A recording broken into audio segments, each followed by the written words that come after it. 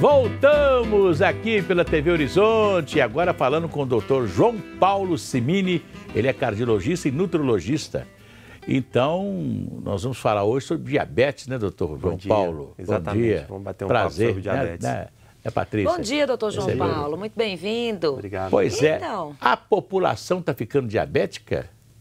Então, isso aí, se pegar as estatísticas, a gente vai ver que esse número só vem aumentando ao decorrer dos anos, né? Na década de 80 era totalmente diferente da atualidade. E isso, na minha opinião, o que está fazendo esse, vamos dizer assim, esse crescimento acelerado, descontrolado do aumento do número de casos de diabetes, é o estilo de vida, né? Principalmente. Sedentário? Eu tiro experiência por mim. Sedentarismo. Quando não tinha carro, eu pesava no máximo 70 quilos. Depois que eu comprei carro, primeiro Fusquinha, lembra aquele primeiro Fusquinha? Todo feliz ali? Aí passei a ter o quê? E hoje? 80 quilos, 85 quilos e tal. Porque o conforto do carro nos leva a ser menos... Não andar, né, Não andar, né? O controle remoto, né? O telespectador que está aí nos assistindo, muitas vezes, ele não levanta nem para poder o elevador. Então, é um estilo de vida que favorece essa vida sedentária, não é mesmo? Essa vida moderna, vamos dizer assim, né? Esse acesso mais fácil, né? À compra de carro, antigamente não tinha esse acesso tão fácil, né?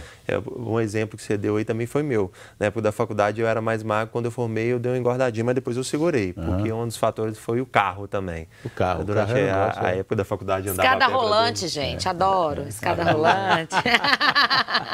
Mas, na verdade, independendo do carro, da escada rolante, todo mundo tem que fazer uma atividade física no mínimo meia hora por dia. Meia hora? Meia hora por dia, 5 vezes por semana. Isso não é para emagrecer não, né, doutor? Isso é para manter a saúde em dia. Exatamente. Então, isso já é recomendação da OMS já, né? Hoje, a maioria das pessoas não está atingindo esse número. E outra coisa é os hábitos alimentares, né? A farinha de trigo entrou muito na nossa vida e entrou de uma maneira, assim, vamos dizer, livre, né? Hoje as pessoas comem farinha de trigo sem sentir culpa. Antes você comia o pão, né? Naquele horário de manhã cedo, um pedacinho de pão. Sim. Tinha o pão à tarde, ou um bolo, uma broa, né? Nas casas do interior e etc. E as pessoas tinham uma vida, não era sedentária, né? Que na verdade aí tem um assunto um pouco delicado de falar, porque a farinha de trigo de hoje não é igual a farinha de trigo Saúde, gente. Programa ao vivo é assim. Saúde! Deu vontade de espirrar. Mas fala, doutor. A farinha de trigo de hoje em dia não é igual a farinha de trigo de antigamente. Tá? Já tem alguns estudos. Modificada? Sim, ela foi modificada ao decorrer dos anos, tá? Para resistir a algumas pragas, foi modificada geneticamente também para resistir ao tempo. E isso tem uns estudos mostrando que essa farinha de hoje em dia, por ser diferente da antigamente, ela aumenta as chances também de diabetes. Tá? É um pouco controverso esse tema, um pouco polêmico, mas já tem alguns estudos mostrando isso. Ela aumenta a possibilidade de diabetes na pessoa? Sim, porque quando você ingere ela, vamos dizer assim, numa linguagem mais fácil de entender, ela aumenta o açúcar no sangue muito rápido. Tá? Tem alguns parâmetros, como índice glicêmico. Até mesmo antigamente, você pegar, não sei se o senhor chegou a ver, o pão de alguns anos atrás, era chamada massa encostada. Sim. O pão era bem assado. Então, a massa não é essa massa hoje que você pega o miolo do pão, faz assim, ela fica uma massa verde. Essa massa virou uma goma, né? Uma goma? Eu, quando era assim. menino, né, eu morava no interior, ia buscar o pão para minha mãe na padaria. E vinha comendo um pedaço do pão. Até o pão assim. de forma. Ele esfarelava, né? Ele deixava aquele farelo na mesa. Depois deixava o rastro. Deixava o rastro. Hoje o pão não deixa rastro. Não Você vê que a farinha está diferente. Tá. E é a forma de fazer, né? Isso é a forma de fazer. Porque antes você, para um saco de farinha, você gastava um tabletinho de esse... Fermento. Né? O Flashman. O Flashman. Falar aqui, porque o Flashman que criou esse negócio. Aí hoje você faz um pão e a massa tinha que encostar não sei quanto tempo. Mais de 5, 6 horas a massa tinha que descansar, para você depois rodar o serviço. Hoje não, hoje você faz a massa e já assa o pão. Então, se você atrasa de assar a massa, você tem que colocar gelo na massa, porque senão ela apodrece. Tá vendo? Isso é diferente do que era, né? É verdade. Agora eu quero saber aqui, sabe o que é, Cirantão? Estima-se que 14 milhões de brasileiros são diabéticos. Sim. Doutor João, quem está nos assistindo, como que pode identificar se tem ou não diabetes? Qual que é o exame que tem que fazer? Qual que é o período que tem que ir ao médico, né? De quanto em quanto tempo? Sim.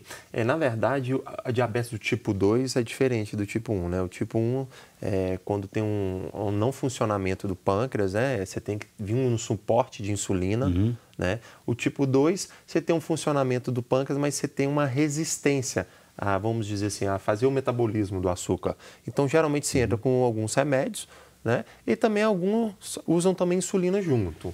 Quer dizer, doutor, pelo que eu estou sentindo é o seguinte, o inimigo número 1 para evitar a diabetes, o inimigo número 1 é o pão, é a massa, o macarrão. Açúcar. Perfeito. Além do açúcar que as pessoas usam, né? Sim, as pessoas elas têm que ter essa consciência, é o seguinte, não adianta você tirar o açúcar. Quando a gente fala em açúcar, todo mundo pensa que é o açúcar do açucareiro.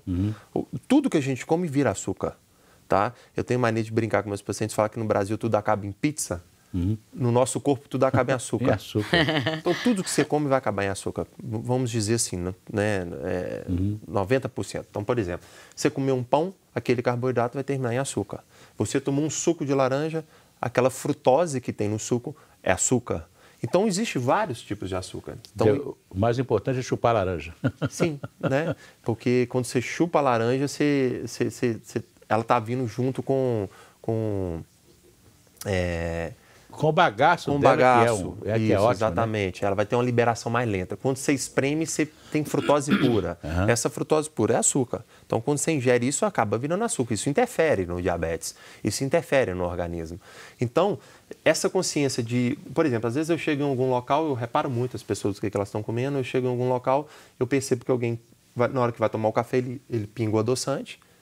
Mas na hora que você olha o prato dele, ou o café da manhã dele, ele está comendo 3 pães. Ele come 3 pães. Eu sou dessas, viu, gente? Sou dessas. É verdade. Antes de tomar um pouquinho de açúcar só para tirar o amargo do café e não comer tanta. Eu, por exemplo, hoje você chega na lanchonete, você olha assim, aquela vitrine das lanchonetes, é só, o biscoito, só coisa horrível. Queijo, gente. Não, só coisa horrível, aquelas enroladas, aquelas coisas que... É joelho de moça, não sei o quê. Um negócio que é pura massa, não é verdade? Né? Sim, e o que acontece? A visão é o seguinte, se não é frito, se não é fritura, eu posso comer sem culpa, né? Tudo bem que a fritura tem um lado dela também que não é legal, mas, por exemplo, você chega, tem uma coxinha frita, você vai comer um empanadinho que não é frito, que é assado, mas ele também aquilo ali é massa, aquilo ali é carboidrato, aquilo ali não vai ser legal também para o seu corpo da mesma maneira. Nós precisamos de carboidrato, mas nem tanto, né, doutor? Exatamente. O excesso é que é prejudicial, né? Tem que ter esse controle. Verdade. Por exemplo, uma pessoa que faz atividade física, uma pessoa que é atleta, ela pode consumir carboidrato, porque ela está gastando, vamos dizer assim, esse carboidrato. Agora, uma pessoa que é mais sedentária, que tem aquele hábito de ingerir muita quantidade de carboidrato, isso vai trazer malefícios, né? Eu fico me lembrando de vez em quando aqui da comidinha que a gente comia, né? Aquele arrozinho, feijãozinho, uma verdura ou um legumes, um pedacinho de carne, porque não podia ter, não tinha carne em abundância como tem hoje. Era caro, A carne era do tamanho da palma da mão, né? Não era pequenininho, né? Aquele tamanho da palma, era pequenininho. Então você comia aquilo, quer dizer, uma hora depois você estava com fome, porque a comida fazia... E outra coisa, você não era sedentário, Tem pergunta aqui, Cirantão. Vamos lá com as perguntas. Messi, obrigada pela sua audiência. A Messi, que é de Raposos, pergunta para o doutor João, quais são os principais sintomas da diabetes? Então, às vezes a diabetes ela é uma doença totalmente silenciosa, né? É uma doença silenciosa. Às vezes a pessoa ela já tem uma diabetes do tipo 2, principalmente que é a mais comum, e não está sabendo. Às vezes, geralmente, o diagnóstico é feito em consultório mesmo. Então, assim, o do tipo 1, ela é mais exuberante, o quadro clínico. Quando o paciente ele abre o quadro da diabetes do tipo 1, geralmente ele abre um quadro com emagrecimento. Ele emagrece?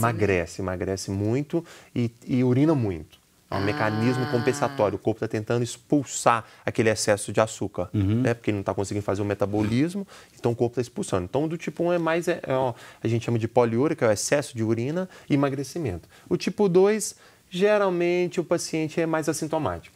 E a medicação é a insulina, no caso do tipo 2? O tipo 1, sim. O tipo 2, pode ter insulina também, mas geralmente o tratamento é medicamentoso e mudança dos hábitos. O que está acontecendo aqui com a Júnia. Oi, Júnia, obrigada. Júnia aqui do bairro Floresta, grande abraço. Ela está falando o seguinte, que ela tem diabetes tipo 2 e ela tem muita dificuldade para se adequar e fazer as escolhas certas na hora de se alimentar. Sim. É um comentário. Essa é a maior dificuldade dos pacientes? Então, na verdade, é sempre interessante, né? As pessoas têm que começar a ter o hábito também de fazer consulta com o nutricionista, né? Isso é importante, o nutricionista ele é fundamental no tratamento. É verdade. Porque o nutricionista, o médico também, ele ajuda, ele dá uma orientação, mas quem vai entrar junto é o nutricionista. Eu gosto sempre de trabalhar com o nutricionista comigo. Que vai equilibrar também tudo, né? Vai orientar, né? Mas, na verdade, o básico é o que a gente já estava falando. Quando você tira o carboidrato refinado, quando você diminui essa ingesta do carboidrato refinado, até porque o carboidrato ele dá uma certa compulsão, quando você come ele, você quer comer ele mais. Né? Vicia, né? Vicia. Tem uns estudos mostrando que ele ativa áreas do cérebro que é a mesma área que as drogas ilícitas ativam. Então, ele causa uma certa dependência. Agora, tem alguma coisa, né, doutor? Tem alguma coisa que é diferente, né? O estudo mostra que o brasileiro come pouco pão. Pouco pão? Pouco pão.